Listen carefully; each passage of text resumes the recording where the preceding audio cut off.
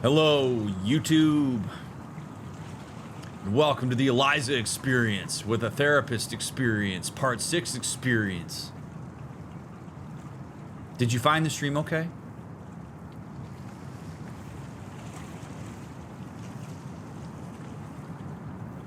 Just want to make sure. I'm grateful that you have made it this far.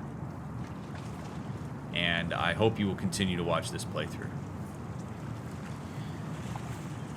Please leave a like, leave a comment, follow the links down in the description, watch my other playthroughs. I've got nice, delicious tea to go with me today.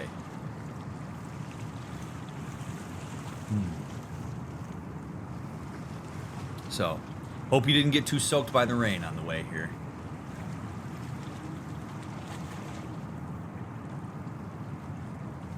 What brings you in today?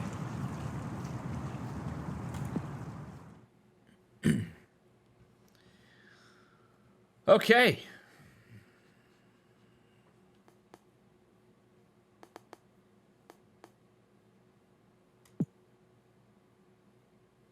Ray returns from the kitchen, her hands caked with flour. Sorry for abandoning our conversation like that. I just got something I really thought I should answer. It's all good. It was kind of about what we were discussing earlier. There's someone at Skanda who really wants me to come back to my old job. Who? It wasn't Rainer, was it? Well, You have his number?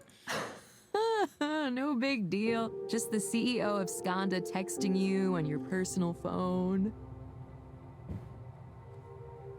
It's really not as impressive as you think. But, you know, it's not my responsibility to tell you otherwise. Evelyn, you try to tell me you're not a big deal, and then Rainer Sai texts you personally at like 9 in the evening.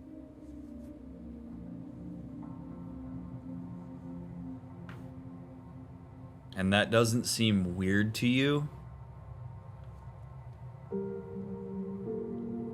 I mean, it really is. I mean, this is like a cuts both ways kind of discussion here. Like, it is fascinating how when you have a certain prowess via power and resource, that people make so many assumptions about you. And so many assumptions about the people that are in contact with you or have like 1 or 2 degrees of separation from you. Where Ray thinks she knows something about Evelyn because of Rainer texting her, which means that she thinks something about Rainer, but she doesn't really actually know Rainer. And this is how we treat celebrities. We idealize them to a point that, like, if I told you I got a text from some major celebrity, some people would be like, wow, dude, that's so freaking cool. I mean, I'm guilty of it too. If you told me, you know, a celebrity that I have some degree of idealization for texted you, I would be like, wow, that's really cool.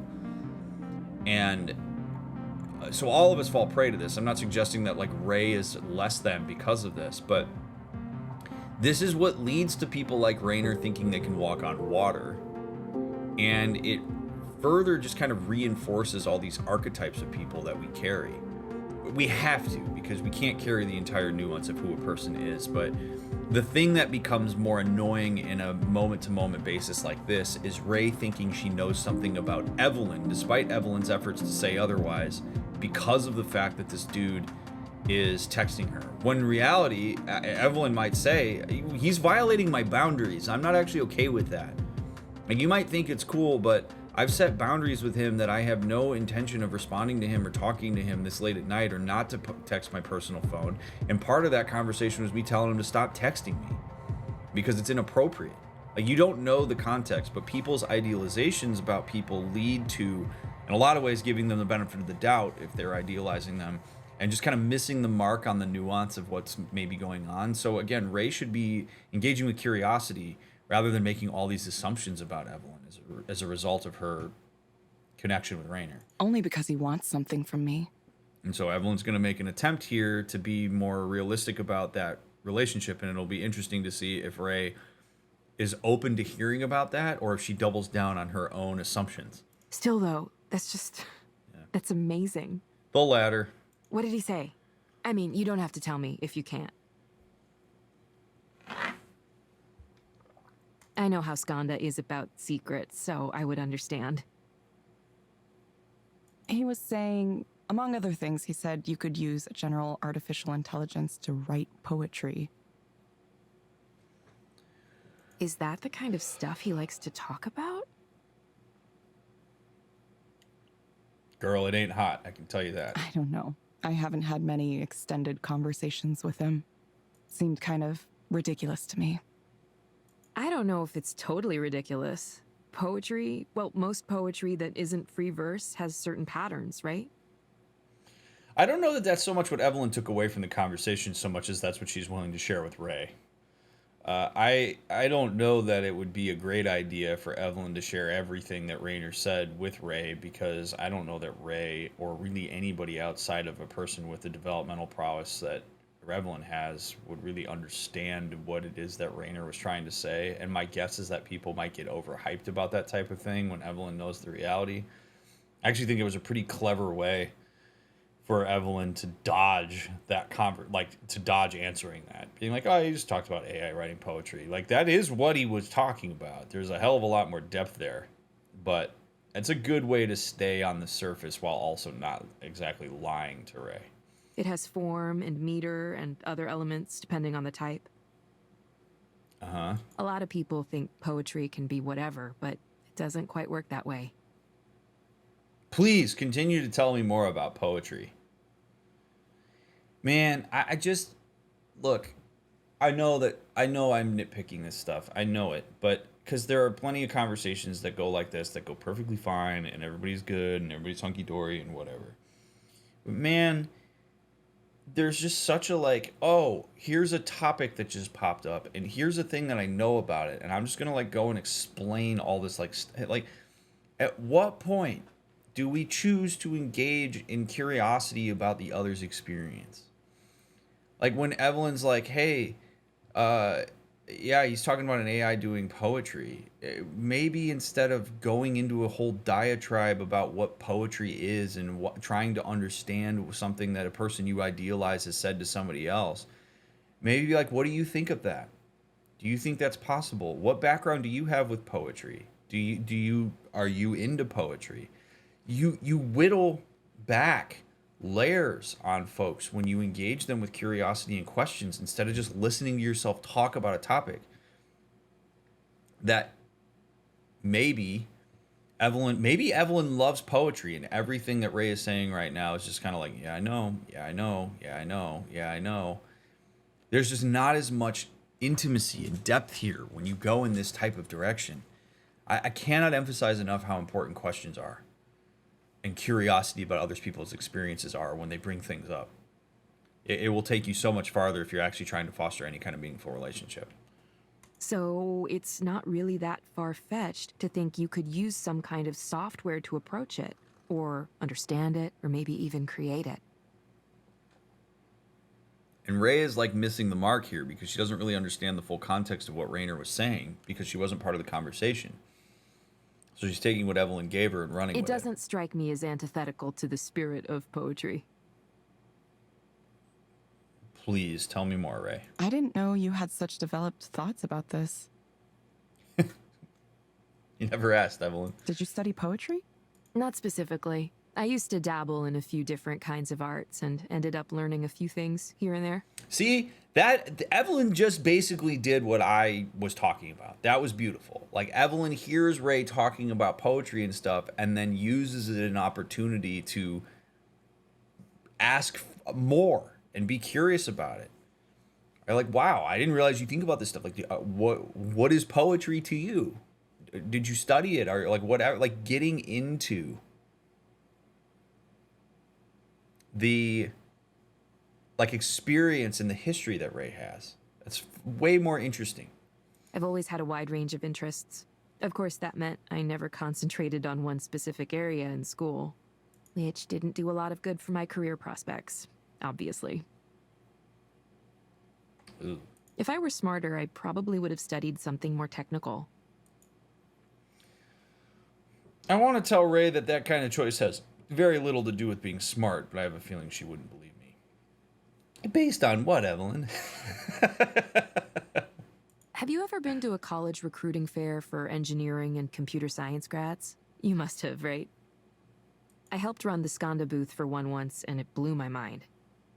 They took over the atrium of the building it was in. There were demo stations, free food, Skanda t-shirts and swag. If a candidate seemed interested, they'd talk about flying them out to whatever Skanda office they wanted to visit, just to see it. Gotta love having just oodles of disposable income to throw at shit like that. And all the other tech companies and a bunch of startups I'd never heard of had booths just like it, too.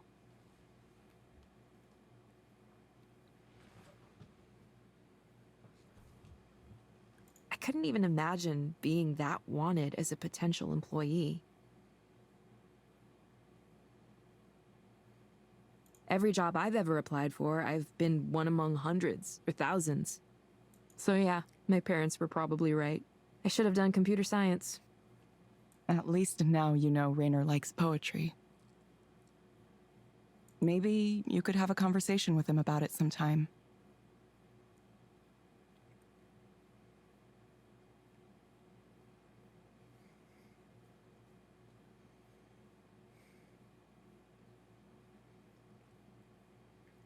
This,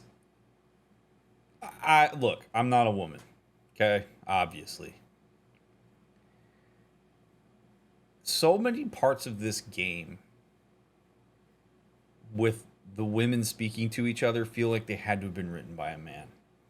Because I have to believe that one of the very first pieces of this conversation would be, Raynor's weird and creepy, and so is Soren, and you don't want to be part of that.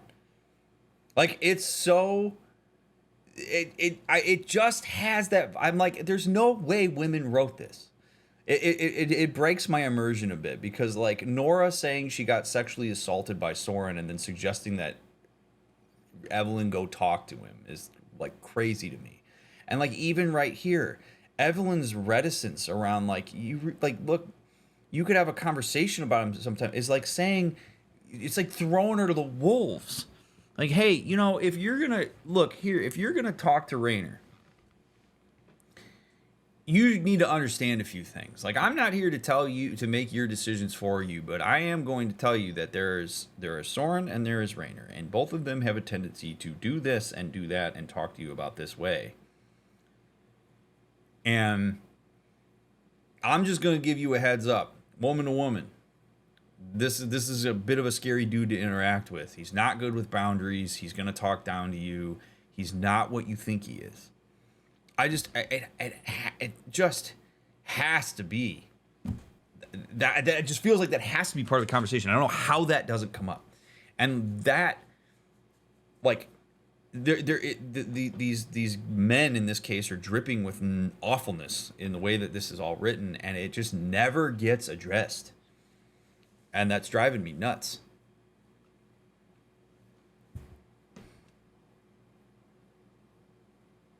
It's why we need women to write women. I mean, it's not exactly the same, but Evelyn saying to Ray, maybe you should have a conversation with him about it sometime, with no context around it, isn't really... It's similar in process to Nora telling Evelyn to talk to Soren. Although at least Nora gave Evelyn some context. Luckburn, thank you for the sub. Appreciate it. So, dudes out there that are writing video games with women in it, or non-binary folks, get some consultation from people who fit that identity, so that you write these things more accurately, because it kills my... This is the second time it's killed my immersion.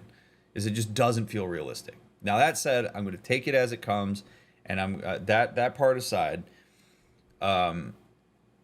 Evelyn maybe has the orientation toward this to say all right, well, you figure it out on your own then. Like if you're that heavy in your idealizations, I don't really feel like I want to take it upon myself to break it down. Maybe you'll have a conversation someday, or maybe she knows that it's never going to happen and she's just saying it as a platitude to be nice.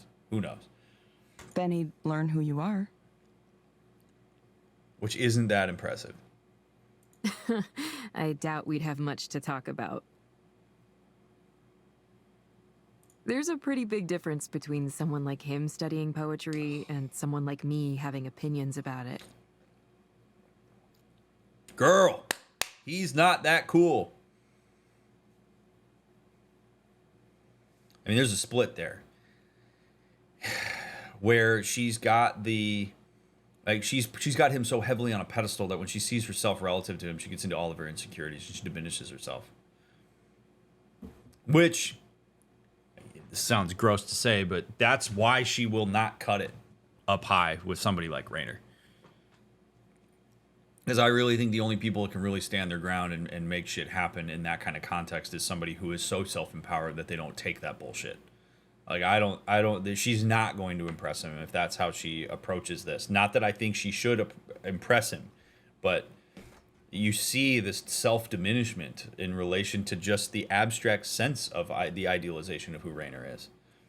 Like, damn, girl, like, you were saying all this big impressive shit to me, and now, like, now all of a sudden you put Raynor in the context and you don't know anything. Sometimes it's better not to cross that line, you know?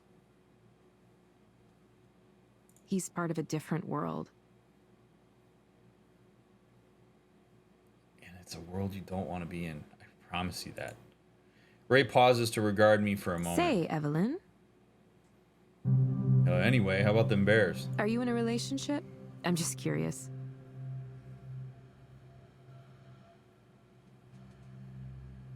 Me? No. I wasn't doing so well for the past few years. And before that, I just never had the time. It was just research and science and work, and then I woke up one day and I was in my 30s. Oh, don't I feel that? Even if I wanted to date, I wouldn't know the first thing about how it's supposed to work.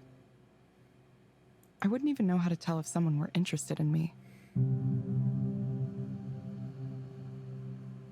Yeah, that's perfectly understandable. I'm kind of over relationships myself, like on a conceptual level. Not even in a sad way, like really okay.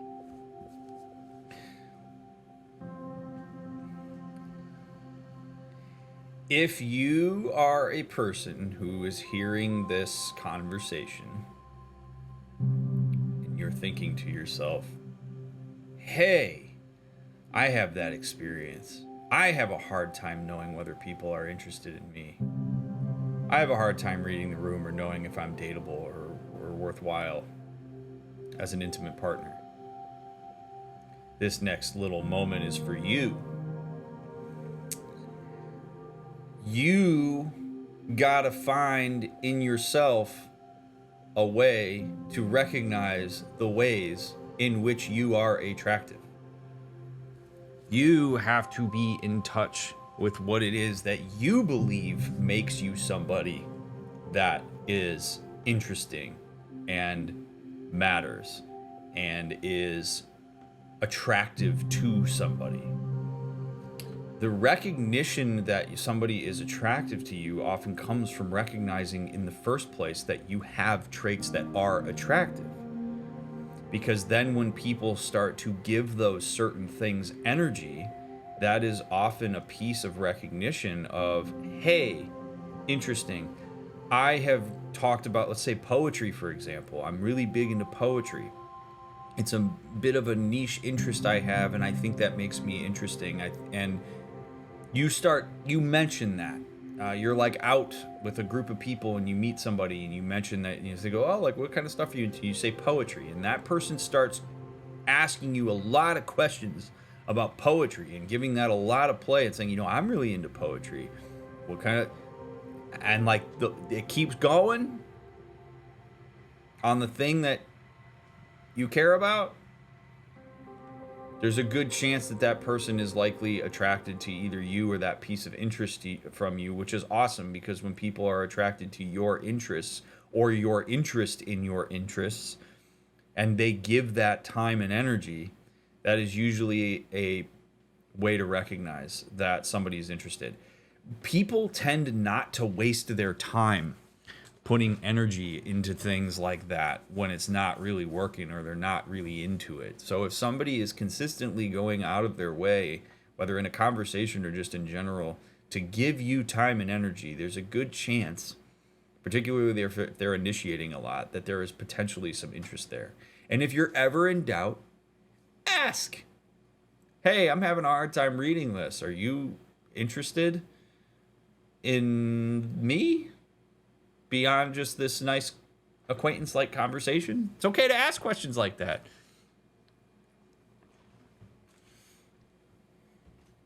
So anyway, sometimes asking is hard to do. Yeah, but that's how you get the information. And if you ask and that person says, "Oh, no, I'm sorry I gave you that vibe. No, that's not why I'm approaching you in this way," then now you know. Or maybe that person says, "Yeah, I am." And if you share that interest, cool, now it's on the table. Like, you don't really stand to lose from asking direct questions like that, other than dealing with a little bit of awkwardness. It's a short-term awkwardness for long-term gain. Talking about interest in general, not romantic interest. In some ways, we're talking about both. But if you ever need clarification, you should always ask. Or if you're on the other end of it and you have romantic interest in somebody, tell them. Cuts a lot of bullshit out of these conversations. Way too many people misfire because of their own projections and insecurities and whatever, that they make things out to be what they aren't. And you can cut through all of that if you just learn to communicate a little more directly. And if they're legitimately rude about rejecting you, then that's not somebody that you would have ever wanted to be with anyway. You literally can't lose. If someone and I end up getting along, that's great, but I'm honestly okay by myself. Nothing wrong with that. Yeah, that seems nice, actually. Yeah, I only tried to have normal relationships for so long because I thought it was mandatory, something expected of me. So do many. But now I see where people my age end up, how they live, and I feel lucky. I feel like I escaped. I mean, I think it's fine for others if they want that, don't get me wrong. It's just not for me. I could maybe share my life with someone, but it would have to be platonic. I'm not into, the physical aspect of it. Never have been. Cool. Ace represent. That's made it tough. I've never found someone who is okay with just, like, hanging out and that's our relationship. People will say they're okay with it, and then it turns out they aren't. It's frustrating.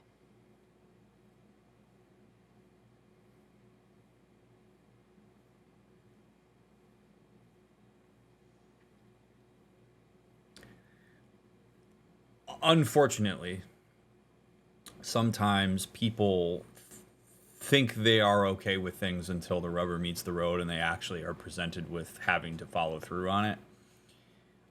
It's a bit of a delicate conversation here because that's not always like, it's not always like manipulative or wrong or bad. You know, like in some cases, if you meet somebody that is asexual or ace, and that person is clear about that, which is cool. Which, by the way, if somebody ever says, "I'm asexual," just believe them. Just take that in stride. Okay? Don't go down the path of, maybe you just haven't had the right experience. Maybe you just got to find the right person. Maybe you just, don't you masturbate? Like, don't just somebody says they're asexual. That's a pretty well thought out process. And just go, okay. In the same way that if you said, "I like dudes," you would expect people to go, "All right, cool, you like dudes." Like, it's just there's no need to question it. Just take it.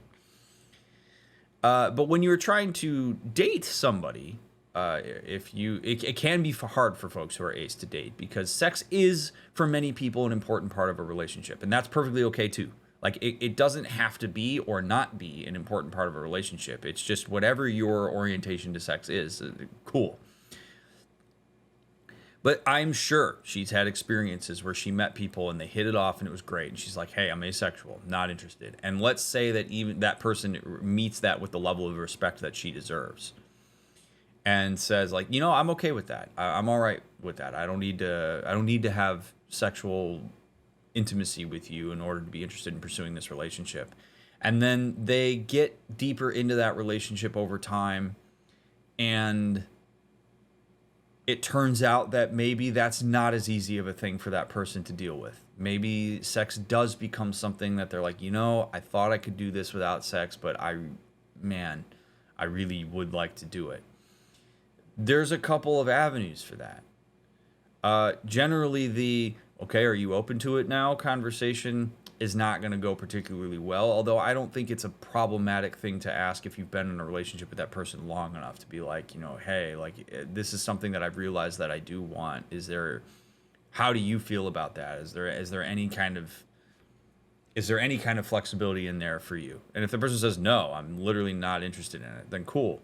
Then perhaps it's, do we maintain this relationship and there are ways for me to engage in sexual activity outside of the relationship that has all sorts of like rules and expectations around it? Or is this something that's important enough to me that I need to have in the relationship, that I need to end this relationship because I would like to be with somebody who is willing to have sex? That's a perfectly okay thing too. Again, neither one is right or wrong. You wouldn't want to try to coerce or pull somebody who's asexual into engaging in sexual activity any more than a person who is ace would want to pull somebody who is interested in sex away from sex entirely. Like, neither one of those things actually works for a relationship. But to bring it back to Ray here, yeah, it's understandable why that would be frustrating and why she would have that experience. And it can make it difficult. Also, it's sometimes helpful to, you know, there's always the question of like, when do you disclose something like that? Like, when do you disclose that you're asexual? And there's no right or wrong answer to that necessarily. Sometimes you got to do what feels right. Oftentimes, I tend to err on the side of, if there is something that is like relatively pervasive, is not necessarily the right word, but it's the word that's coming to mind right now, that if there's something like pervasive on a romantic relationship and the general understanding of the types of things that are involved in it, and you have some sort of like clear boundary about that you should talk about it sooner than later. That it should be pretty clearly stated up front. Like, hey, I just want to let you know that this is where I fall with this. I am not interested in sex in any kind of way. I am asexual, and I just want to make sure that you know that, because if we're going to pursue something together, I'm not going to come around on that. That is literally part of my identity, is part of how I live my life. And so if that's okay with you and you want to give this a shot, then by all means, let's do it. But if that's something that's going to be a problem for you, let's save ourselves some time and go our separate ways. Or, you know, change the nature of our relationship to something that's platonic. Anyway, love that there's some ace representation here. Very cool.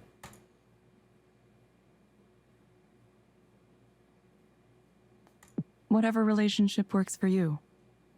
I was brought up with some really strong ideas about, you know, finding a man and starting a family. Man, she's coming in hot. I mean, it's fine, but she's coming in hot on some like deep shit very early on in us meeting and hanging out. So it took me a while to understand I could be different. Sometimes it's hard to escape feeling like it's wrong somehow.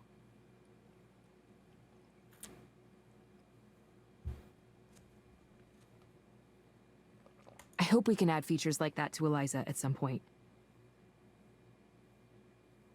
Me too.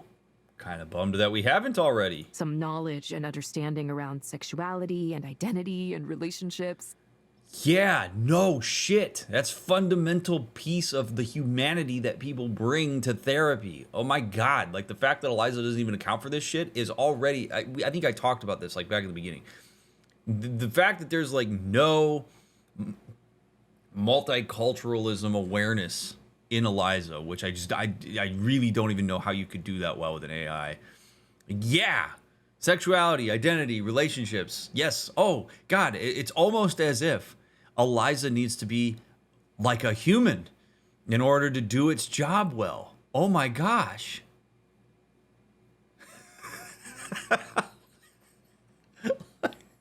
Like, wow. Go figure. Your identity and your experiences and all of that shape who you are and the decisions you make and why you have the struggles that you have. Oh my goodness gracious. So people who are different in some way have someone to talk to, someone to help them work through how they feel and maybe point them to some resources. Yeah, like Lictoprene 2 and Afajababibiboo.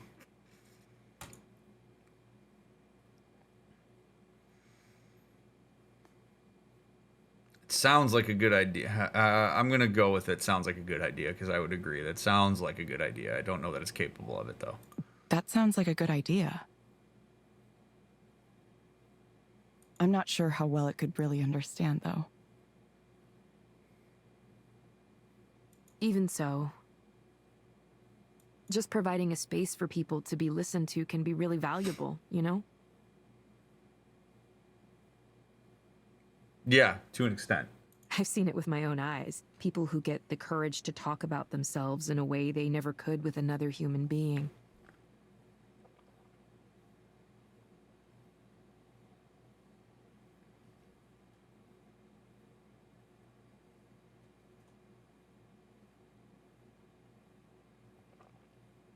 Oh, And interesting. Eliza is what makes that possible.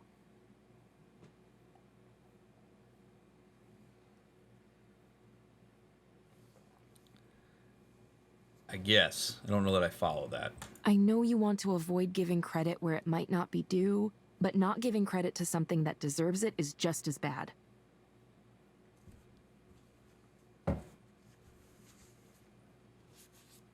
Maybe, kinda.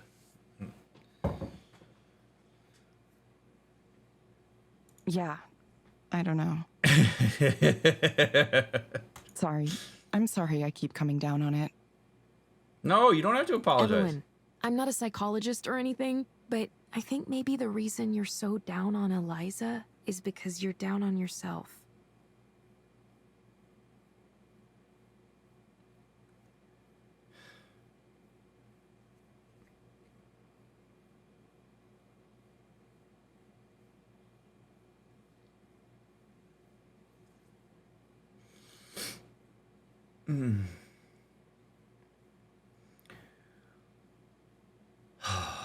I don't even like cookies. Why am I even here? Okay, we came here to bake things I don't even like, and now we're doing this.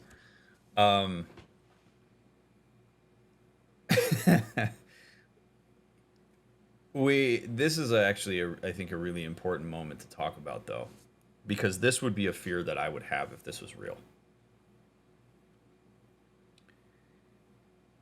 When you put people in a position where they are sitting in a chair and they are reading a script from an AI that is providing therapy, no matter how much you want to engage with the fact and train on the idea that you are not a therapist, I would make the argument it is nearly impossible for any human in that specific space to not start to believe that they have more to offer, that they maybe are a therapist because they are in real time seeing people respond to them. As much as you want to believe that you're like, nope, they're talking to an AI, there is still a human exchange happening there. And as much as clients are likely to forget about the fact that they are speaking to an AI, unless it is something that is particularly salient to them, the proxy is also going to have that experience. Like the proxy is also going to potentially start to believe that they are occupying a role that is beyond script reader, because that's all you are. When you are a proxy for Eliza, that is all you are. You are a person. The job requirements for being a proxy for Eliza should be, can you read? That's it. Can you read, and can you read aloud to a person sitting in front of you? That's it. That's the entire requirement of being an Eliza proxy.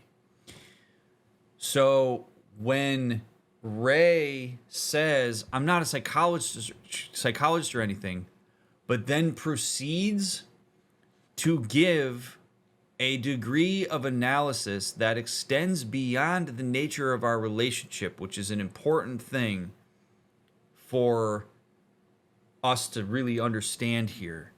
That if we went back years and years and we're like friends and we have a well-established relationship, Ray saying something like this, we could say it's part of their friendship. It's part of her understanding her friend really well and seeing patterns and yada, yada, yada. As opposed to, we barely know each other. We just started working together. This is the first time I'm over at your house. You hear me say 5 things about Eliza that appear to be relatively negative, and then you make this statement that is absolutely psychological and therapist-y in nature. And I really believe that the reason she feels so emboldened to do that this early on in the relationship is because she's been serving as a proxy for Eliza. Because she has been in a seat where she believes that she is helping people and providing support and intervention that they need when she's not doing that. And this would be my fear about something like this existing, is you have all these proxies providing AI assisted therapy or AI driven therapy who start to believe that they themselves have more to offer because of the fact that they've been sitting in that space.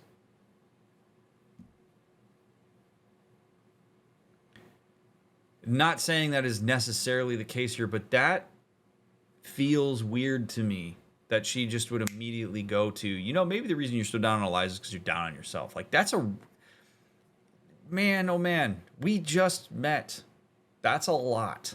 Now, if Evelyn's open to that and is willing to go there and finds that to be meaningful, then more power to her. But in watching them, I'm kind of like, whoa, dude. Like, if that's me, maybe we should talk about something else. I don't know what happened that made you leave what you had behind, but it must have been hard. Ask! You haven't asked! The reason you don't know is because you haven't asked! And if you did ask, if you were curious, you could get an answer so that you don't have to make assumptions anymore.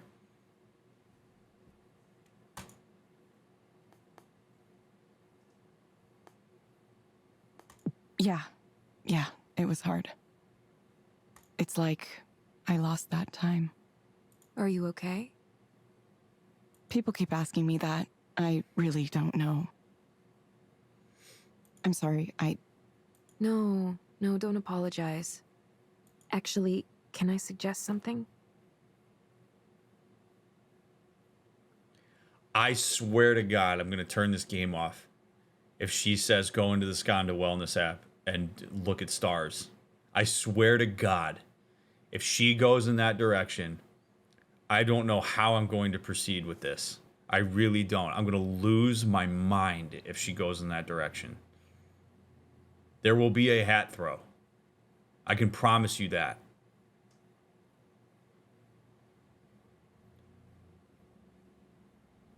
Take a sip of tea. Take a deep breath. What do you got for me? what's that? Have you ever gotten counseling yourself?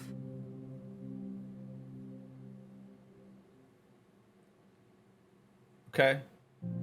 I love the idea of talking about therapy. I love talking about positive experiences with therapy. I like that. I'm cool with that. I'm cool with normalizing the conversation. But she is on... We just met. So, like, pump the brakes.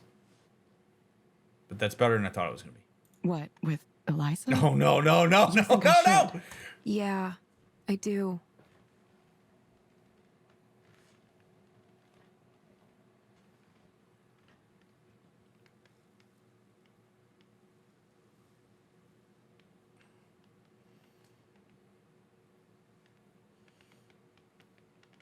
Here comes the putter throw.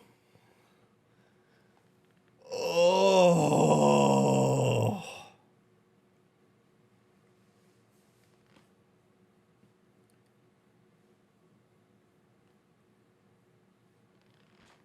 Oh my God.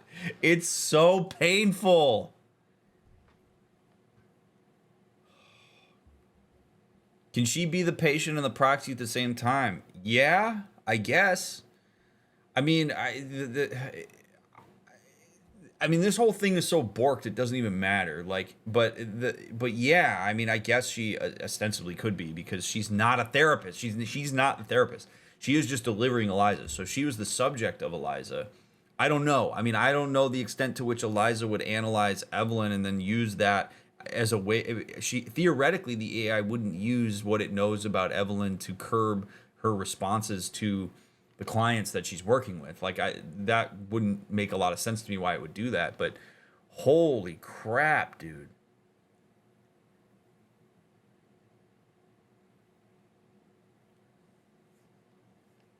No.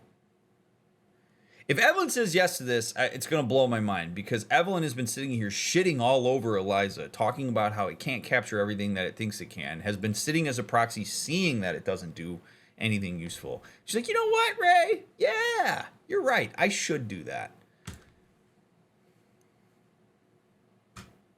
You've been the proxy, but maybe you could try being the client sometime. Or talk to a person. Talk to like a therapist that's a person. It would be educational, at least. Isn't that what you were doing? Testing your product in the real world?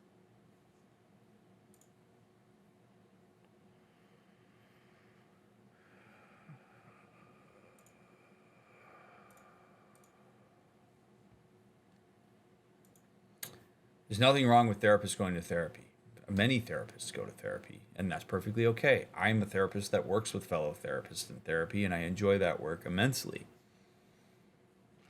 I think any therapist who's averse to the idea of going to therapy is a bad therapist. Like, you should be willing to go to therapy if you need assistance with something. Like, that's perfectly okay. I've been in therapy before.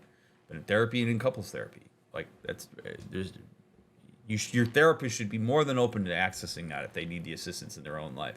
So there's nothing wrong with the idea of like Evelyn seeing what it's like to be a client, even if for no other. But again, with the way that Eliza is proctored, it doesn't matter.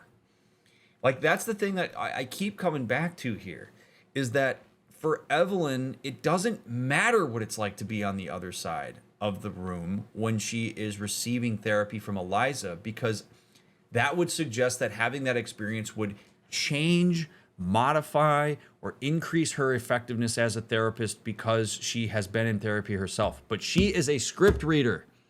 So what Ray is essentially saying is, go be subjected to another human reading a script from an AI, and then go read a script from an AI to other people. That's all this is. In real life, yeah, being a client as a therapist can be immensely helpful because you start to realize what it's like to be in that position. You start to feel some of your own resistances. You start to see like how certain things work well and certain things are a waste of time. And that can really help you sometimes have empathy for what it's like to be on the other side of the room and be asked to engage in certain things. Like, you can become more empathic to certain like resistances or just what that feels like. But in this case, it doesn't make any sense. Other than Ray just saying, you know, Eliza can help you with your issues. Which, no, it can't, because it's a shitty platform. I've been shitting on it the entire time. So, suggest I go see a real therapist? Cool. or entertain the conversation about it. Cool. Tell me to go talk to Eliza. Are you kidding me? You out of your mind? Valerie, thank you very much for the sub. I appreciate it. Maybe. No. Just something to consider. No. Can we just eat cookies? Ray takes a breath and smiles. In my country, therapists in training have to go to therapy for a number of years to experience how it is. I am not a huge fan of like mandating that therapists go to therapy. I think mandating that people go to therapy is not the way. But I do think that like a heavy emphasis on like you might consider going if that's something you think you could benefit from, whether it's now or later on. I think that's perfectly reasonable. I don't think it's like necessarily a bad thing, but I think forcing people to go to therapy as part of their educational experience gets a little dicey. I would be curious to know what country are you in, Ionic? I would, because as far as I know, in the U.S. we can't mandate that.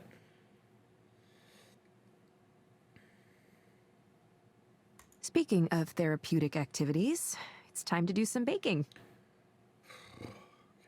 I've got the dough all set out downstairs. Cool. We're going to do 3 batches tonight, 3 different kinds. Is that right? 3 kinds. You're really outdoing yourself, Ray. Nah, this is nothing.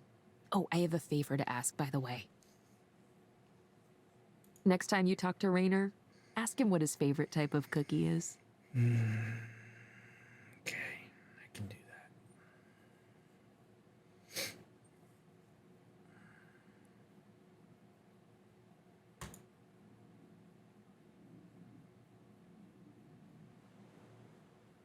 This game is pain, man. It's just pain.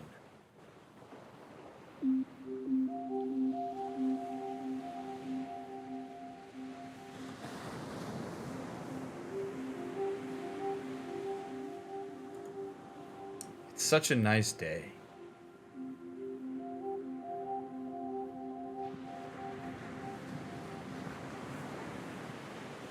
Ireland. Okay, cool. I appreciate you sharing that, Iona. When did it get so warm? I thought it was still winter. Oh, God. Am I in the Skanda Wellness app right now? There's a breeze from over the water, making the leaves rustle gently. Everything smells nice. Why haven't I been taking advantage of this beautiful day? I should be out here walking along the waterfront. There's a calm peace and contentedness. Now I see how special this is. I think it wasn't always this way, but it's hard to tell. I know I was having problems at one point, but it was so long ago. When was that? I can't remember.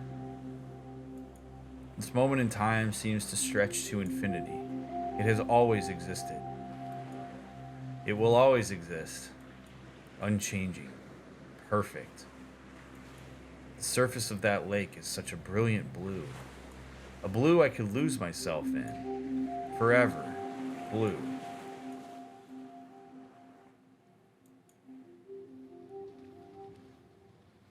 Well, Oh, what no. do you think?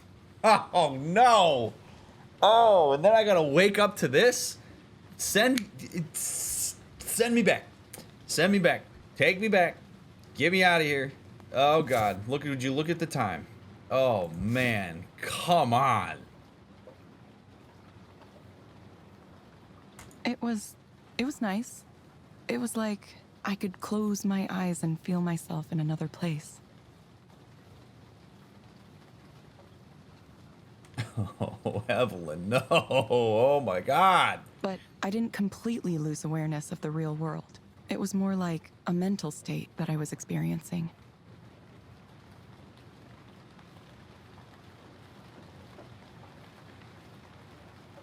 Look at his Remarkable technology, isn't it?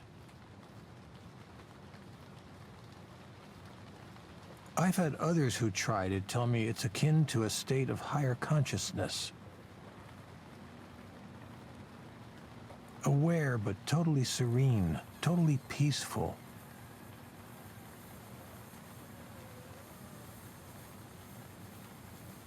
Okay. All right. All right. Heightened consciousness. An ideal transcendental experience.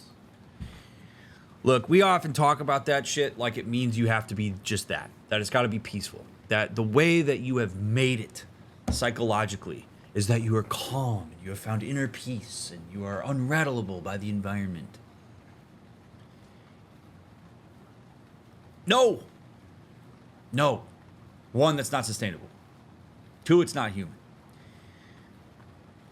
The way that you achieve whatever psychological ideal it is that you want to achieve is to be able to and actively intercept and respond meaningfully to what is going on for you.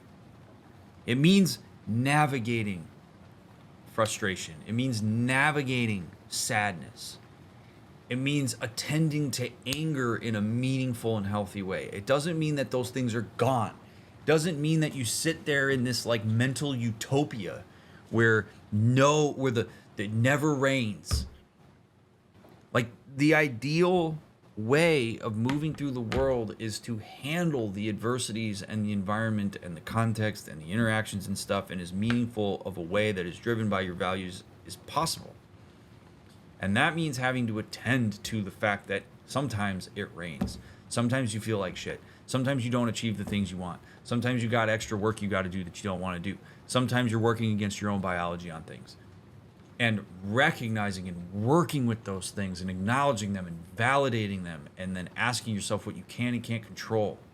This idea that you just go to a faraway land and sit on a beach forever. It would get old. We experience our emotions relative to each other. If you only ever experience joy, you will habituate to it. And it would not be just constant elation all the time. When you experience sadness, that is a real emotion, and we feel joy and happiness relative to things like that. So I don't like when people talk about higher state of consciousness in this way, where it's essentially this idea that high consciousness is pure serenity. No, it's an unrealistic expectation anyway. Soren retrieves a bottle of whiskey from the liquor cabinet and serves himself. No, get out, go away, leave. Didn't even ask, mind if I have a drink? Or I could say, I'd rather you didn't. Oh my goodness gracious. Here's a thought experiment for you. Say there was a certain medical procedure that could remove your suffering. No side effects, no cost, just an operation that would make you permanently happy. No! Would you get it? No!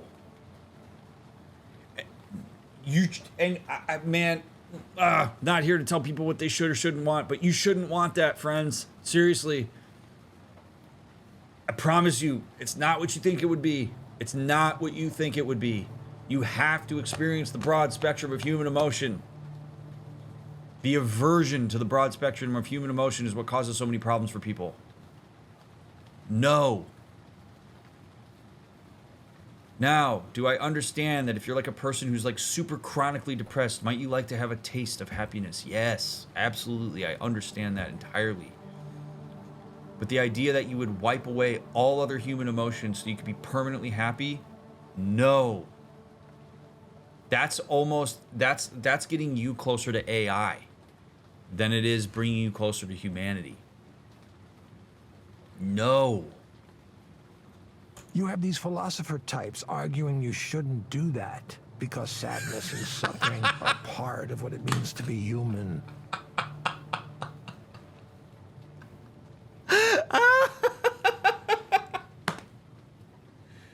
Oh, I guess my doctorate is a doctorate of philosophy. So yes, I guess I am a philosopher type, huh? Oh, God. Oh, jeez. Yeah, no. Am I out of touch? No. It is the philosopher types that are wrong. Or that the happiness you'd experience isn't real, so it doesn't count somehow. That I disagree with. I don't know about that. I mean, happiness is happiness. If you have the experience, you have the experience. But like the fact that your experience doesn't count, no, I'm not there. How dare I have critics of my ideal technological, psychological utopia? What a load of bullshit. Oh, if there was God. something effective at taking my pain away and otherwise harmless, I would take it immediately. Cool. I refuse to believe that being alive means having to suffer.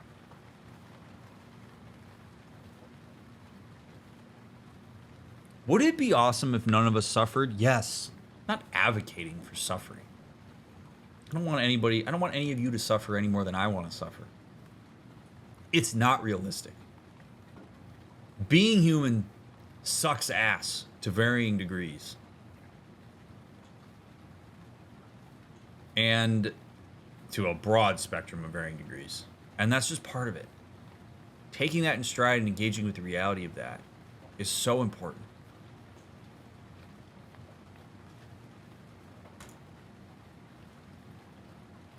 His voice is getting so ragged. Perhaps he's in pain. He's trying to alleviate his own suffering and thinks he can bring it to the masses, and that's causing a whole lot of problems.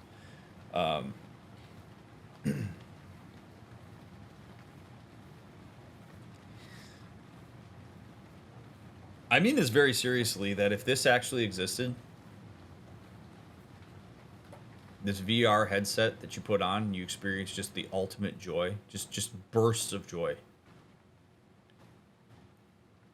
This would have the same kind of effect that any drug that facilitates that process would have.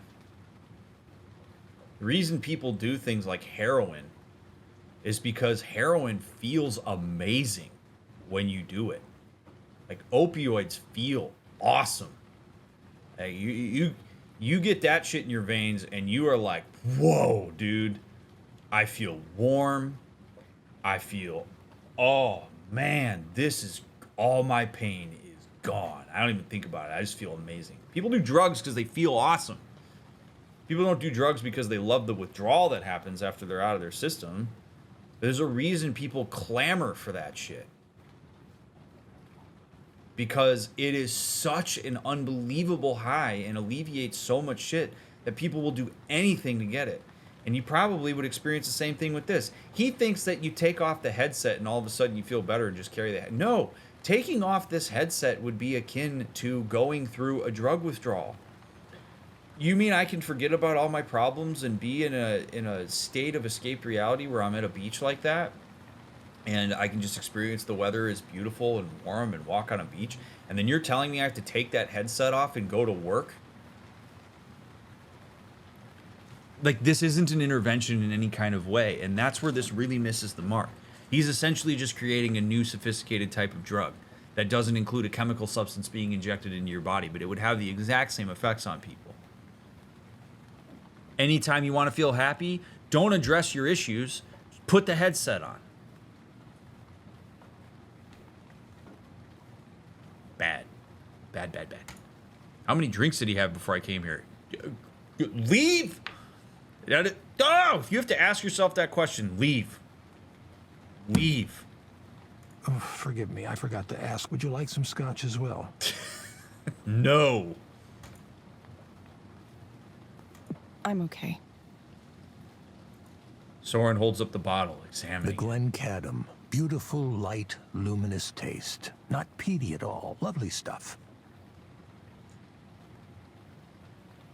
Ah, if only psychotherapy worked as well as a single glass of well-made whiskey, huh?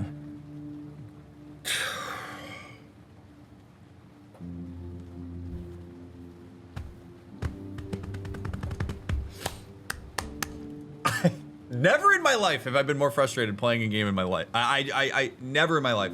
I can't imagine I'm ever going to play a game that's going to frustrate me this much. Ever again. So take it in, friends, because good freaking Lord. Oh. The sweet summer child I was at the beginning of part 1 when I was like, I don't know, maybe there will be some analysis. We'll see. Maybe this will show up on YouTube. Dude.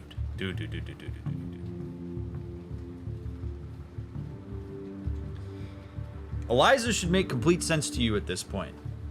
It should make complete sense to you. Because Soren, a guy who's involved in its creation, is basically saying the only way to address your psychological issues is to avoid them. The only way to address your struggles, your pain, is to avoid it, is to distract yourself from it. And that is what Eliza does every single time we do an intervention. The intervention is go on the Skanda Wellness app and distract yourself. Take your mind off of it. And we're seeing, you know, when we had that conversation about how Eliza is a reflection of the creators, this guy just wants pain to just go away. Just go away, pain. I can get drunk and I stop thinking about my issues. And I believe that is what I want. Psychotherapy is not going to make you avoid your issues. Psychotherapy is going to ask you to lean into them, evaluate them, examine them in the way that Soren has examined that whiskey bottle, and do something about it to the extent that you can within your locus of control. And for a lot of people, they don't like that. It's a very difficult thing because it's asking you to take responsibility for the change and the increases in health that you want in your life. So when he's saying psychotherapy, I wish it worked as well as a glass of whiskey, he's essentially saying I wish therapy was something that would get my mind off of things and help me remove myself from my pain. And that is never going to be what therapy is, ever. And so if that's your expectation going into therapy, which for many people it can be, you are going in on the wrong foot. But he designed an AI and he designed this dream thingy as a way to facilitate that process he desperately wants, which is to be distracted from his issues rather than address them.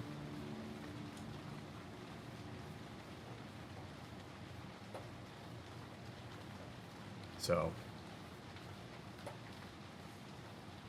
to speak to the alcohol thing really quick, I don't know whether Soren's alcoholic or not. I have no idea. What I do know is that people generally engage in alcohol as a way to address their issues in one of two ways. Some folks drink to feel, and some folks drink to get away from the feeling. My guess is that Soren drinks to get away from it, based on all the context clues we have. It's okay if every once in a while you want to have a drink and you feel better, and it like helps you get through your night, and you're like, all right, cool. Like that, I just needed to unwind a bit. There's nothing wrong with that. We have a tendency sometimes to demonize alcohol use in that kind of way, and there's more nuance to that. But if you are a person who relies on alcohol as a means to facilitate certain emotional experiences or diminishment of certain emotional experiences, you really ought to take a look at that. The reason being is because alcohol is very consistent and very reliable.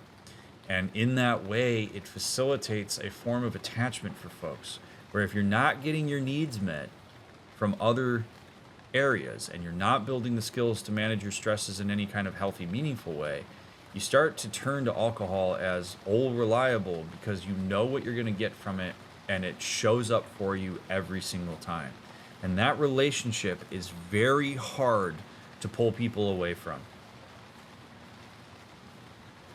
because it is facilitating in some ways what's a secure attachment, and people don't like to have their secure attachment severed. So no, you're good, Swash, you're good. I just want to make that point because there's an underlying conversation to be had here about the use of substances as a means to facilitate psychological health, and that's where people get caught up sometimes. Aside from just the biological stuff that can happen with certain substances, there's a consistency and reliability factor there. There's a relationship that people have to substances that facilitates certain things that they want. And in this case, for Soren, perhaps it's alcohol.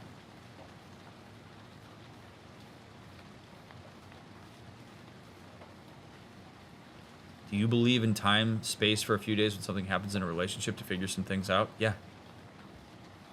Not everything has to be hashed out immediately. Sometimes you got to take time so that you can come back at it from a more sophisticated angle.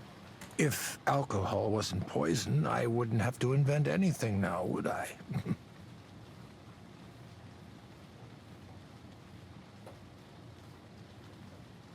Open your Skanda Wellness app and go fishing. And then take Hababubi and 4.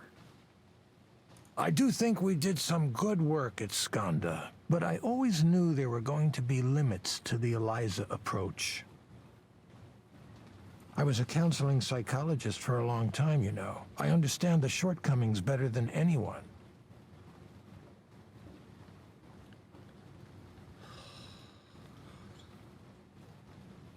My favorite kind of psychologist is a psychologist that's as humble as this guy is. It's my favorite, dude. I just want to hang out with him forever. So much of it can feel like a waste of time, talking through everything, dredging up the past over and over again, trying and failing to change our habits and routines. Oh my God. This, I have to say this every time this happens. This is a small, tiny sliver of a minority of therapists. This is the type of thing that people are afraid of. And I talk about this every time it comes up because this is such a terrible representation of therapists. This is the type of therapist that so many people are afraid they're going to run into and stop themselves from reaching out to therapists as a result of, because they're worried that this is what their therapist thinks. That it's a waste of time, that I'm just here because you're suffering is my financial gain. None of this is actually meaningful. I just get paid to do this super easy job and I can sit back and listen to you bitch about your problems. Like, so many people worry that that's what we do, and it is not what we do. Soren is overwhelming minority bad version of it. He's a terrible representation of a therapist. And honestly, if that's his attitude, he needs to get the hell out of the field entirely. Stop trying to deal with other people's minds and fix your own shit. Deal with your own pain. Deal with your own crap. Find whatever means you need in order to do that, and then come back to me and try to help other people with their issues. But if you're going to come at me with this attitude that it's a waste of time to talk about these things and have a human experience and dredge up things that matter to you and absolutely affect your day-to-day, then what the hell are you even doing as a therapist in the first place, dude? It's all going to look completely ineffectual compared to what comes next. With direct stimulation and induced dreaming, we can take control of our own brains in a way that's never been possible before. There's no reason we couldn't just eliminate this epidemic of despair for everyone in the world. No. Everybody in what he literally just said is everybody in the world would be happy if we could all just inject them with opiates. Literally what he's saying. Like, it is the same thing. Everybody just get your daily dose and all will be great because we can all just escape. Imagine it. Anger, depression, emptiness, anxiety, jealousy, every kind of unhappiness you can think of. Obsolete. Sounds terrible, dude. Stop doing what you're doing. And to think Raynor wanted nothing to do with this. Well, it seems like they're on opposite ends of the spectrum, where Soren is wanting to escape the human experience and Raynor is wanting to fully understand and create it. Neither of which I think is going to be possible here. But that you have, again, opposite ends of the spectrum.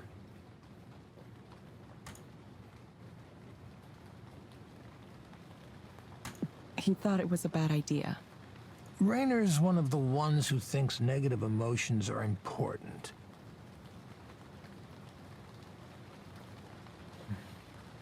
I'd like to ask about his statement dredging up the past. It isn't always necessary or even the right action, right? Opening old wounds isn't always the same as working with trauma. Yeah, that's a common misconception that people have about therapy or trauma or whatever, is that you have to go back and open up the past. You don't have to do that at all. Sometimes you do.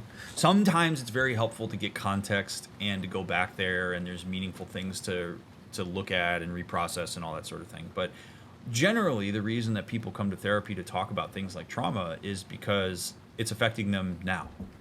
And so in a lot of ways, you can address things in the here and now, and you don't even have to go back into the past. Sometimes you do.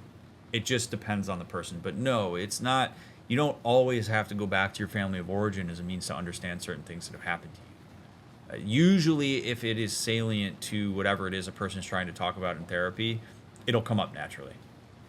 Or there will be a certain way that a person asks a question related to that as a therapist you go, maybe, are you open to us going in there? Because it seems like there might be something there.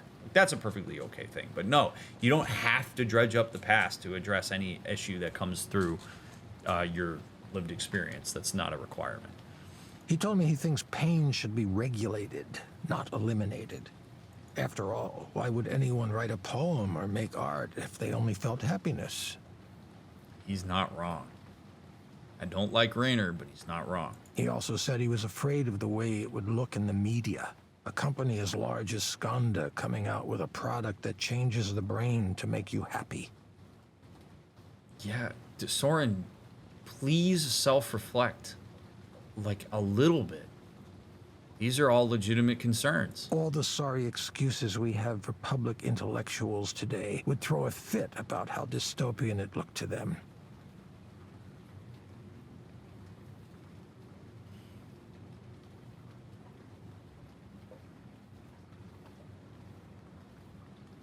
You all know what I want to say. I'm not going to say it. It's better if a small startup takes the fall, if public opinion turns against this technology. That's the kind of calculus he was doing. Those are the objections he claimed to have, at least. There's another one I suspect he had too, though. If people are self-sufficient, they don't need an ongoing support system.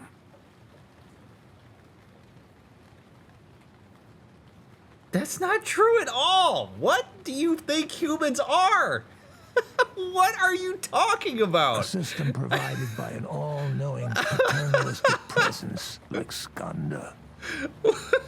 Wait, you think Raynor wants people to stay miserable so they stay dependent on mental health services from his company? Oh my god, oh my god, oh my god. Another myth. Another myth about therapists. We don't want you to suffer, so we profit. I would be more than happy burning through all of humanity and helping them achieve what they want and then trying to find another job because we made it. I would be more than happy to do that. I would give up my profession in a second if it meant that everybody was achieving what they wanted to achieve and were in a great place psychologically. In a second. I'd go work at Best Buy or something. I have no problem with that.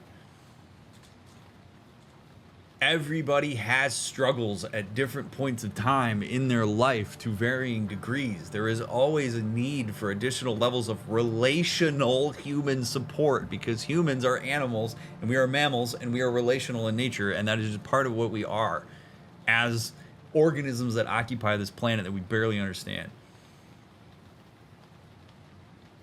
So the idea that we want everybody to be miserable so that we can make money is an excuse and a stigma that people use to stop themselves from going to therapy when perhaps they could benefit from it because they're scared of what it is that it might bring up for them.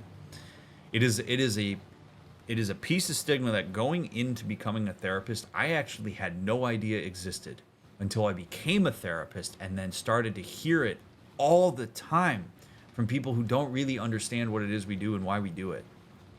Me and the overwhelming majority of therapists who exist are not in this to make money. It is not a particularly profitable or rich inducing field as it relates to like monetization. Like we do not like you can make a good living as a therapist, but nobody's really going to become loaded as a therapist unless they become like a TV personality that spews bullshit over and over for 25 years. So the idea that that would be the case is just so far beyond it. We get into it because I want to help people. I want to help them navigate their struggles in a meaningful way and be somebody who possesses a level of expertise and presence that they don't have in other areas of their lives to be able to achieve that. Because I believe everybody should have the opportunity to achieve that. And if you ask most therapists why they are a therapist, they're going to have an answer that's very similar to that. Not, well, because I want people to suffer so I can profit from it. That's capitalistic projection bullshit being injected into the mental health conversation. It drives me nuts. Yes. Yes, I do. Time to retire. It's quite the accusation, I know. Sure is. Especially coming from you, a therapist who theoretically should know better. Not something I'd come out and say in public. Not yet, anyway. God. But you see, the people who come to Eliza regularly, it's part of their lives now. The more they integrate with Skanda's mental wellness tools, the more they'd be adrift without them. What do you think you're doing? Oh my god.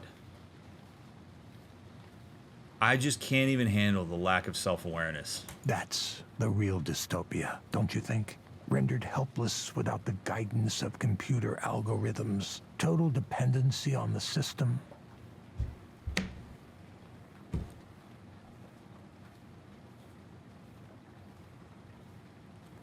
That's literally what he's doing.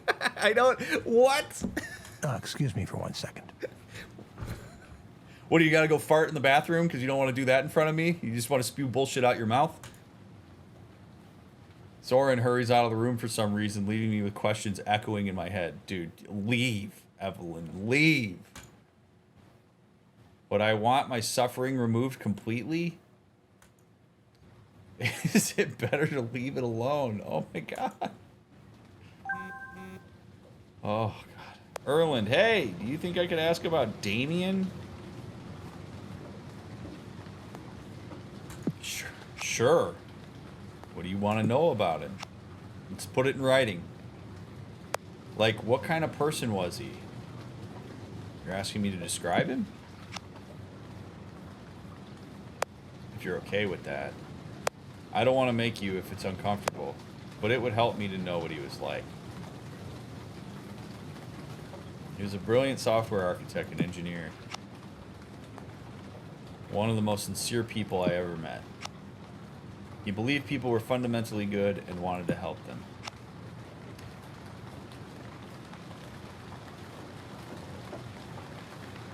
Our digital therapy project wasn't a mandate from management. We started it ourselves. I see, Damien went through some difficult times himself. He wasn't able to get the care he needed. That's why he wanted to change things. I wish he'd gotten the chance. I see. Thank you. This is going to sound weird, but sometimes when I'm working late and I doze off in the office, I have dreams about him. I never met him in real life, but it's like I sense his presence there, like he encoded himself into the system in some way. I know it's just my mind playing tricks on me. I don't believe in ghosts.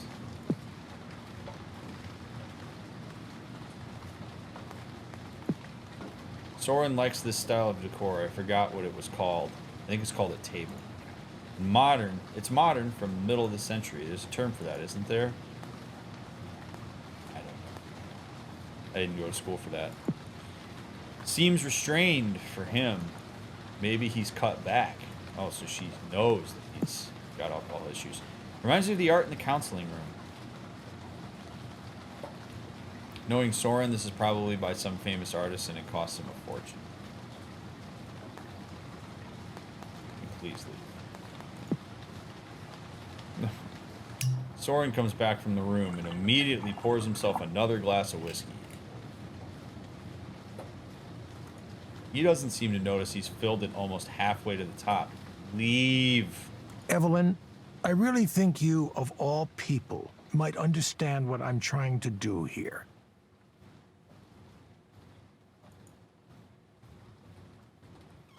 But I'm not sure that I do.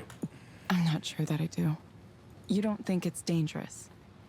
You're essentially making technology that changes what people think is real. Evelyn, you're much more concerned than you used to be about this kind of thing.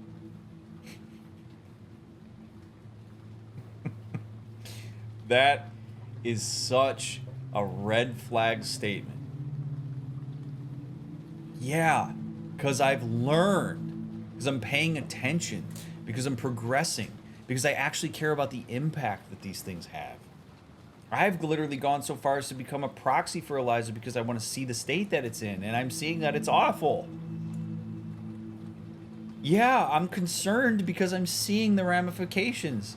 I'm using observational data to change my opinion about something that I have been with since the start. That's what I wish everybody would do. This idea that it just got locked in stone as soon as it was creative, and now like to question it is to be dissenting and bad? Holy crap. We move forward. Evolution is great. Progression is awesome. It can be threatening to people who don't want to keep up with it and are afraid of it and don't know what it means. But the idea that I would be concerned about this means that I've brought a human element to it. I'm not treating humans as objects for my own cool little technological doodads data mining. I see the humanity in this, and I'm seeing that you all are straying farther away from it. Of course I'm concerned about this. So the fact that he's saying that like that, as if it's a terrible thing, that I'm concerned about the human element of what is a human endeavor, is such a red flag about where his mind is right now with this stuff.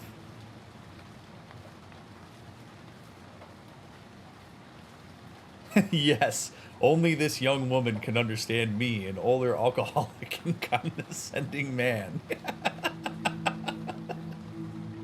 Right? Like, oh. Ah. I remember when you would dive headfirst into anything that held a promise, even a fleeting one, to help humanity. Not cool, man. Not cool. Comparing present me to past me and idealizing past me and suggesting that I am deficit based because of who I am now is not cool. It's a sophisticated guilt trip, and it's not appreciated. If somebody ever does this to you, go the other way. What changed your mind to make you so wary, so skeptical now? Can I ask you something, Soren? What did you tell Damien? Oh, this again. Don't tell me we had all of this wonderful conversation tonight, and now you're trying to blame me for Damien. Sir, you're drunk. I need to leave. I need to leave.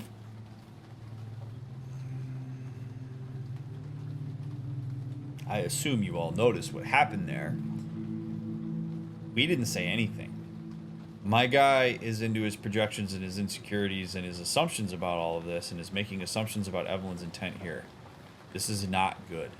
His reaction to this and his lack of awareness of the context is very bad. I feel like I'm beating a dead horse at this point, but this entire thing is terrible. You're trying to blame me for dating. You have no idea where I'm about to take this conversation. All I did was say if I could ask you something about Damien, or if I could bring him up, and you're in your own shit about this, which means that either one, he actually thinks he did contribute to what happened with Damien, or two, so many people have told him that he was involved and he's in denial about it that he's immediately on the defensive. Neither one of those is akin to a quality conversation. So again, if you are Evelyn and he's drunk and he is like this and he's automatically defensive at the mere suggestion of a name, you get out. Who put you up to this? Was it Nora? Oh my goodness Raynor? gracious. Oh my goodness gracious. We're getting a lot of information though about what swirls around in his head, what he's trying to get away from. I just want to know the truth, Soren.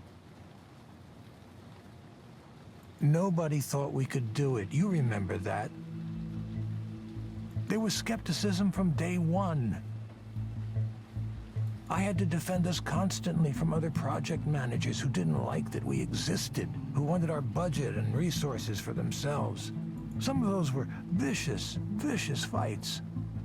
Amid all that, I had to be a leader, too.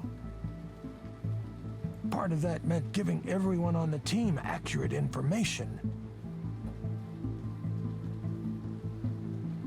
So I was honest in saying there were forces that sought to kill our project.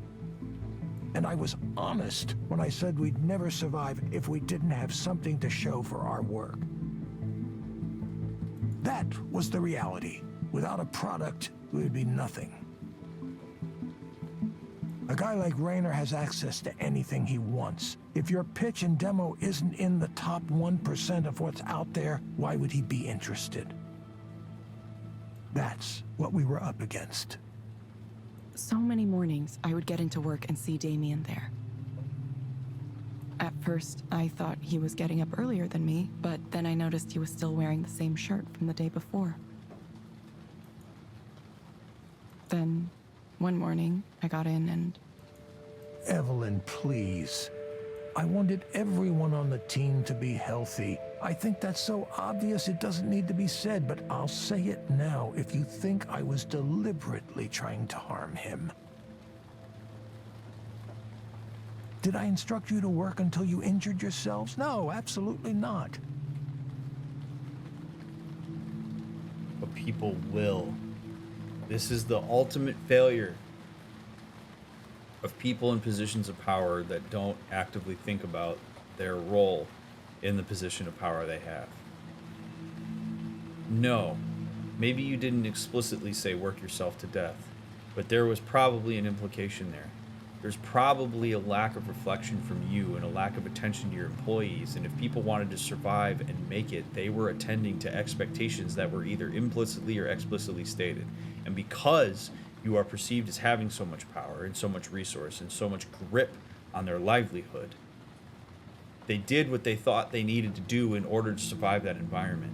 And it is the responsibility, like, yes, could you say those people should have maybe unionized and quit? You could say that, but in some ways that is victim blaming. It's a bit of both, and I would argue that the more of the responsibility is on Soren to facilitate an environment that is healthy for people to work in. I own a therapy practice. Therapists are notorious for overworking themselves because they care so much about people and because they want to make sure that their clients are doing great. They're notorious for overworking. And will, if given the space to do so. As a practice owner and as somebody who has power in that space, my wife and I very specifically put a cap on how many clients per week our associates are allowed to see. We will not let them go over a certain amount because it's our responsibility to let them know what the limit is on what we believe to be the line between doing good work and overextending yourself. As a person in a position of power, it is my responsibility to understand the ways in which people are acting in not just directly to me, but in their perception of who I am as a leader. It is an important thing to take into account, and people who don't do it and are not reflective about it end up in positions like this where they think, well, no, I never said that he should stay overnight. No, dude, maybe not. But you probably implied it. You probably created an environment where you weren't checking in on people, where you were giving reinforcement to people who were working their asses off and they were maybe getting promoted or they were getting energy or they were getting lauded for the work that they were doing. And unless you kept up, you were going to get lost in the weeds and not be able to pay your bills or worry about your job security. You, in a position of power, are responsible for understanding that.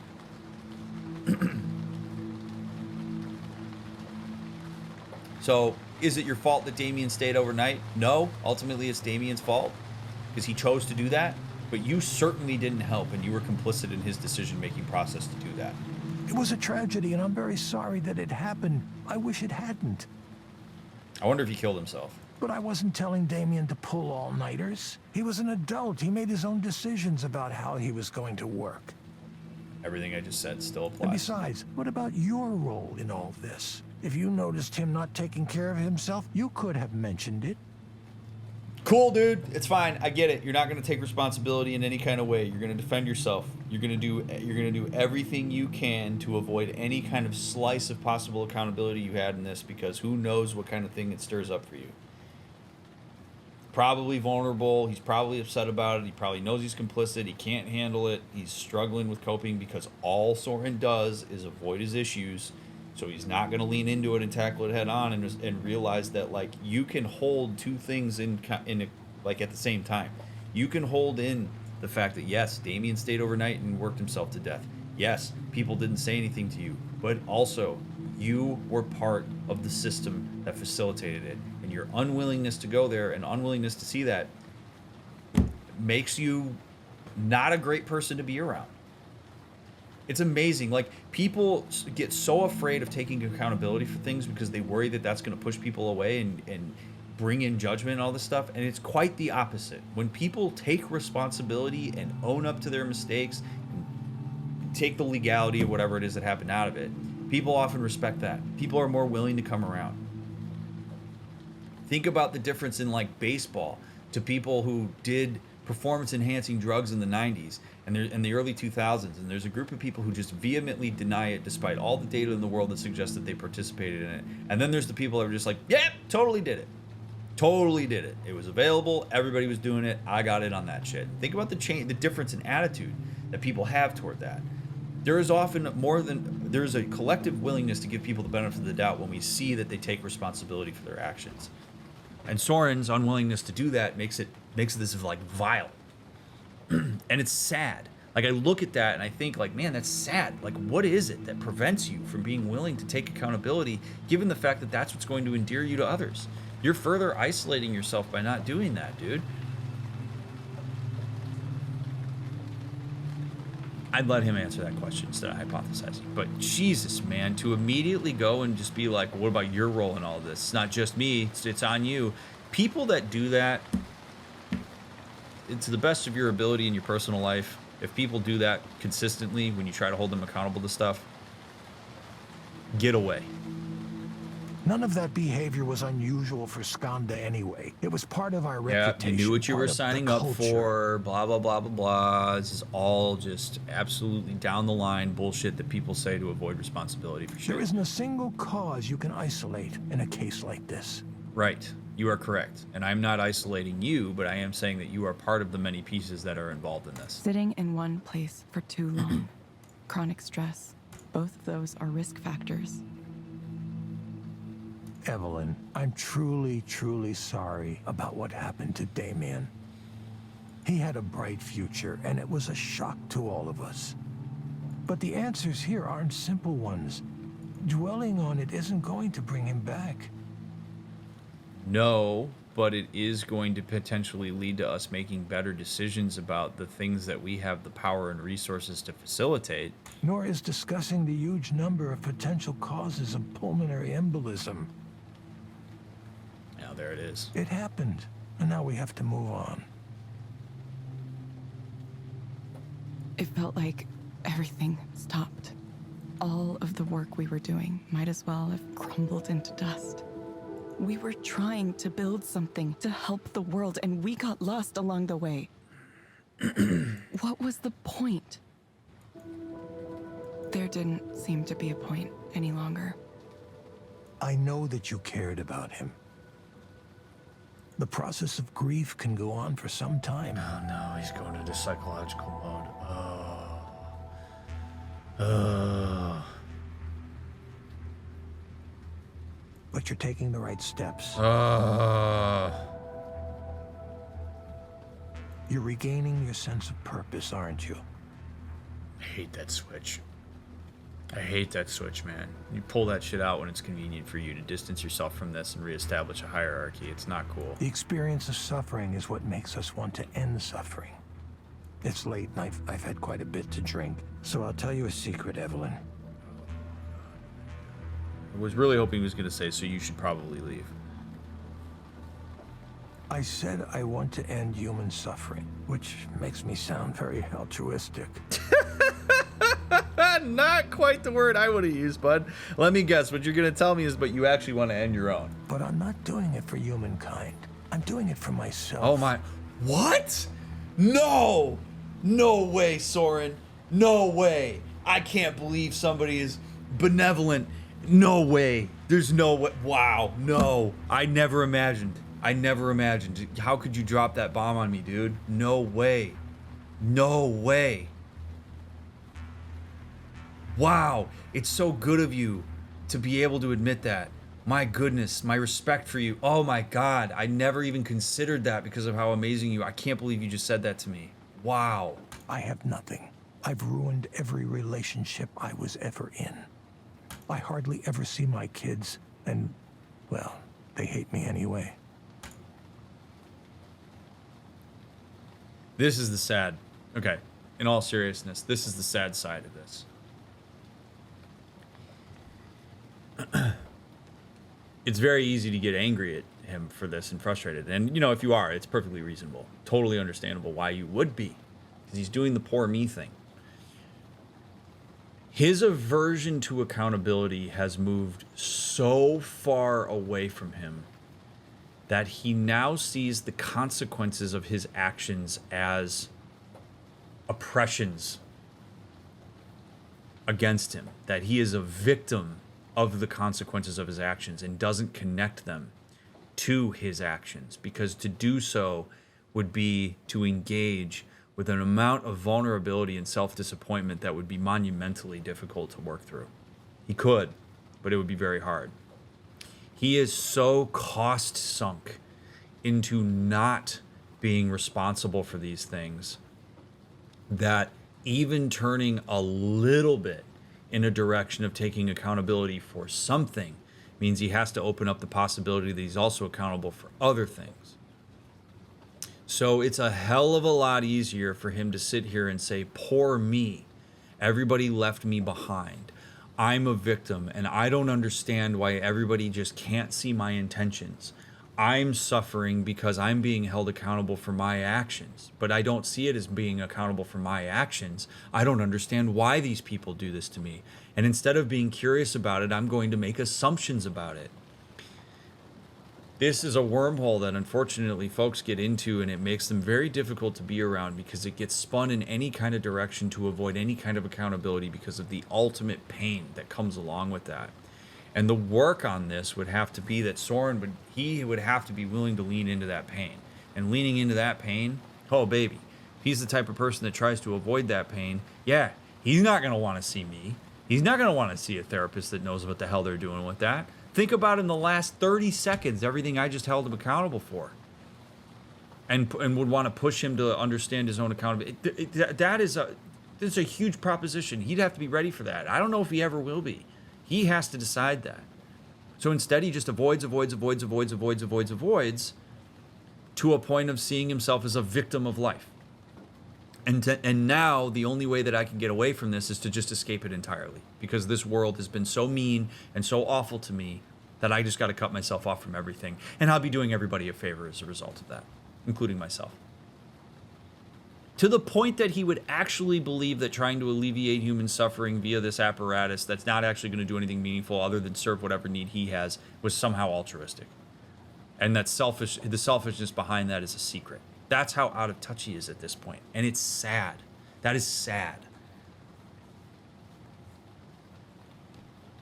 I want to end my own suffering, but I can't bring myself to do it the traditional way. That's why I pursued this technology. That's why I want it to exist. And you're going to harm people because of it, dude. You're going to harm people. You want to take heroin and then you want to be like, this is awesome. It makes me forget about how terrible things are. I want to give everybody heroin. I want to operate. I want to Oprah it. I want to just, you get heroin, you get heroin, you get drugs, you get escapism, because I want escapism and I have the power and resources to do that.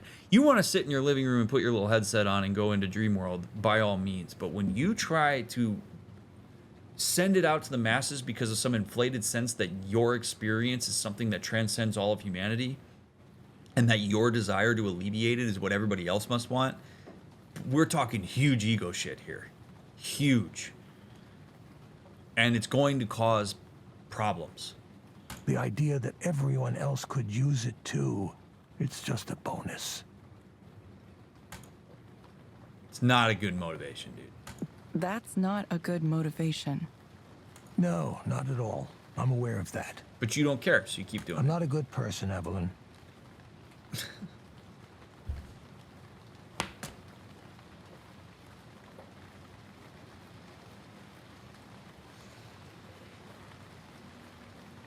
All right, Arthur Morgan.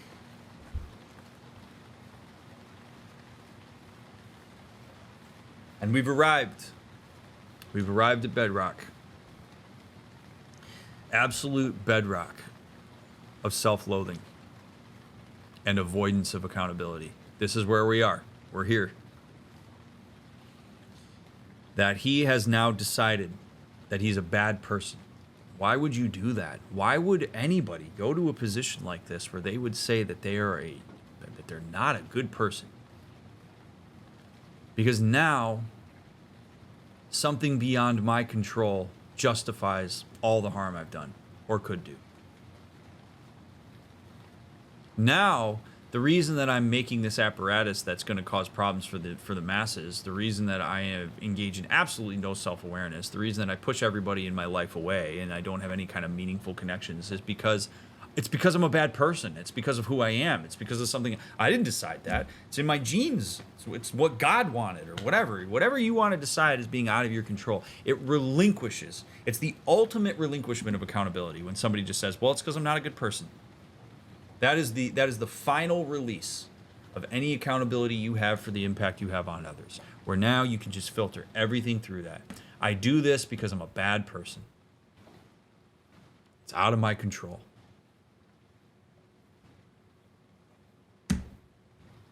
It ain't Evelyn or anybody else's job to try to change his mind on that. He wants to go talk to a therapist about it, sure, but if he sits down on a therapist's couch and says, "Well, hey, just so you know, dude, I'm a bad person," the therapist is going to go, "No, you just make bad decisions. You make decisions that harm people, and you're having a hard time taking accountability for that and understanding that and wanting to change it because maybe you're scared of what you could be." So instead, you tell yourself you're a bad person because now you just can relinquish it all to that. You can just autopilot your way through life now and do things selfishly and not think about the impact it has on others because why would you? You're a bad person. Which is exactly why we should get away from that kind of language. Nobody's a good person or a bad person. We all have the capacity for good and evil in us. It's just what decisions we make. Neither is Raynor, of course, but at least I'm honest with myself about that. That doesn't make you any better than Raynor. It doesn't make you any better. You being honest about that and then making absolutely no effort to change it and continuing to cause harm doesn't make you any better. So, now that that's all out in the open, you probably want to head home Yes. before it gets too late.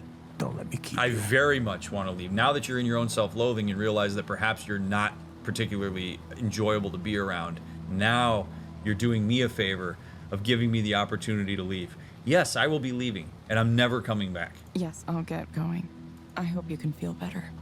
No, I'll be fine. Just please consider it, Evelyn.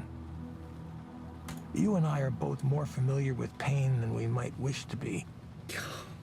What if you could take that away? Leave. Leave. Each of us has Leave. a destiny to Leave. fulfill. I truly Leave. believe that. Leave. Leave. Yep, I got you, bud. I'm out. Leave. I'm sure yours will come into focus soon. Yep, probably. Bye. Somehow that conversation ended up being very draining. Was it?